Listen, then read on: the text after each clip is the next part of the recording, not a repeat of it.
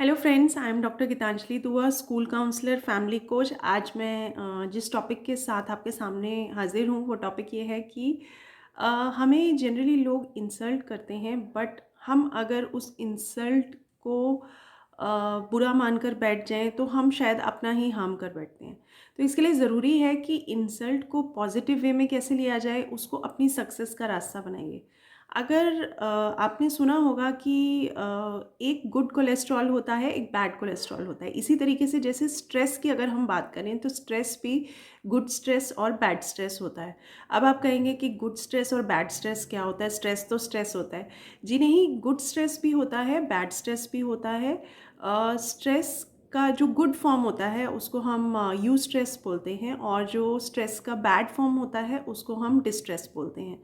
अब good stress जो होता है वो कहीं ना कहीं हमारे लिए फ़ायदेमंद भी होता है। जैसे एक छोटा सा एग्जांपल से आपको समझाती हूँ। अगर एक बच्चा है और वो बहुत ही केयर फ्री टाइप की पर्सनालिटी का है, और बिल्कुल भी चिंता नहीं करता कि उसके आसपास के एटमॉस्फेयर में क्या हो रहा है क्या नहीं हो रहा, बहुत ही केयर फ्री टाइप से रहता है, एंड ही और she is not worried about his और हर एग्ज़ाम्स।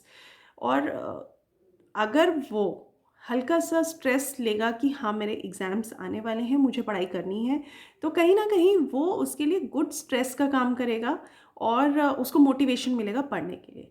बट वहीं अगर वो बच्चा उस चीज़ को नेगेटिव फॉर्म में ले लेगा, ओवर स्ट्रेस ले लेगा कि मेरे तो एग्ज़ाम्स हैं, मैं कैसे पास होऊंगा, मुझे तो बहुत स्ट्रेस हो रहा है, तो वो उसके लिए हज़ार्डस भी हो जाएगा, और वो उसके लिए एज अ बैड स्ट्रेस काम करेगा। तो इसी तरीके से गुड स्ट्रेस और बैड स्ट्रेस होता है। तो वैसे ही मैं आपको बताना चाहती हूँ कि अगर कोई आपकी इंसल्ट करे तो इट इज़ इम्पॉर्टेंट कि आप उसको कैसे लें, आप उसको पॉजिटिव कैसे कर सकते हैं, आप उसको अपनी सक्सेस का रास्ता बना सकते हैं। पहले तो इम्पॉर्टेंट ये है कि आप किसी को भी परमिशन ना दें आपको हार्म करने की। अगर आप एज अ नोबल पर्सन किसी और को हार्म नहीं करते हैं इंसल्ट करके, और आप ये जानते हैं कि वर्ड्स जो होते हैं वो हर्टिंग होते हैं, तो आप किसी और को भी परमिशन ना दीजिए कि वो आपको अपने वर्ड से हर्ट कर सके, या फिर आपकी लाइफ में आकर आपकी इंसल्ट कर सके।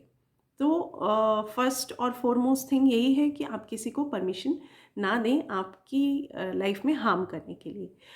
सेकंड चीज़ जो है वो ये होती है कि जब कोई हमें इंसल्ट करता है तो वो कहीं ना कहीं अपनी ही इनसिक्योरिटी को हमारे ऊपर पोज करने लगता है। तो आपको ये समझना है कि ये सब मुझे एक्सेप्ट नहीं करना है। फॉर एग्जाम्पल, अगर कोई आपके घर के आंगन में आकर गार्बेज फेंक के जाए तो आप क्या करेंगे? क्या आप उस गार्बेज को एक्सेप्ट कर लेंगे? नहीं। या तो आप, अगर आपको ये पता ही नहीं है कि वो गार्बेज किसने फेंका है तो वो तो बहुत ही अच्छी सिचुएशन है। आपको पता ही नहीं है किसने गार्बेज फेंका, आप इधर उधर देखेंगे, लोगों से पूछेंगे, जब आपको आंसर नहीं मिलेगा तो एट लास्ट आप उस गार्बेज को उठाकर गार्बेज कलेक्ट करने वाली गाड़ी में फेंक देंगे। राइट?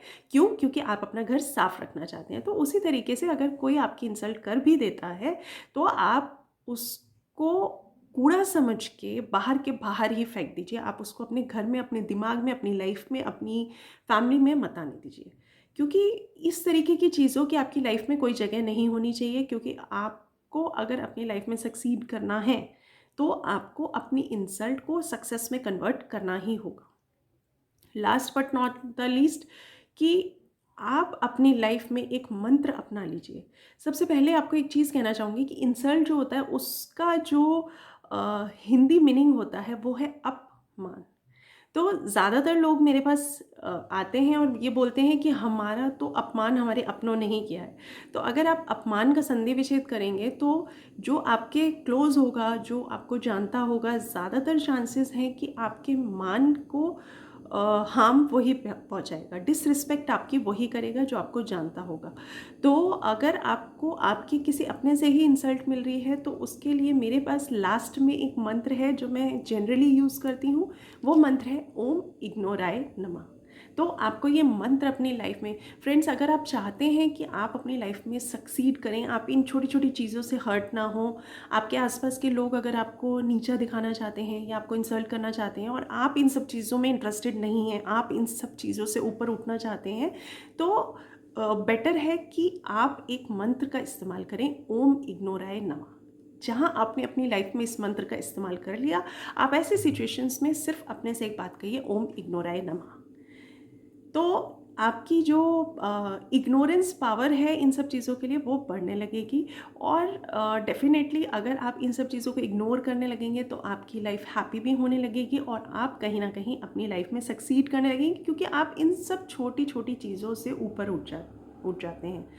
तो इट इज़ वेरी इम्पॉर्टेंट कि आपकी जब भी कभी इंसल्ट होती है तो आप उसको ये मान के चलिए कि ये एक तरीके का कूड़ा है जो आपके घर में जगह बनाना चाह रहा है। तो आपको उस चीज़ को जगह नहीं बनाने देनी है, आपने उसको कचरा पेटी में ही डालना है, आपने उसको गार्बेज कलेक्ट करने वाली गाड़ी में ही डालना है। तो आज के लिए इतना ही। बस इस मंत्र को याद रखिए, ओम इग्नोराय नमः। इस तरीके की कोई भी चीज़ होती है आपकी लाइफ में तो उसको सिर्फ इग्नोर कीजिए, ऐसे लोगों को इग्नोर कीजिए। And one important thing which I want to say to all of you कि don't let others to rent a space in your brain. आप अपने ब्रेन में किसी को इस तरीके की चीज़ों या इस तरीके की एक्टिविटी करने के लिए स्पेस मत दीजिए। उसके लिए ज़रूरी है कि अपना रेंटल वैल्यू रेज कर दीजिए और ऐसे लोगों को जगह ही मत दीजिए अपनी लाइफ में जो आपकी सक्सेस या फिर आपकी रिस्पेक्ट ना करते हों स्पेशली। तो आज के लिए इतना ही। मिलते हैं नेक्स्ट वीडियो के साथ। तो आज का ये मंत्र ज़रूर याद रखिए, ओम इग्नोराय नमः।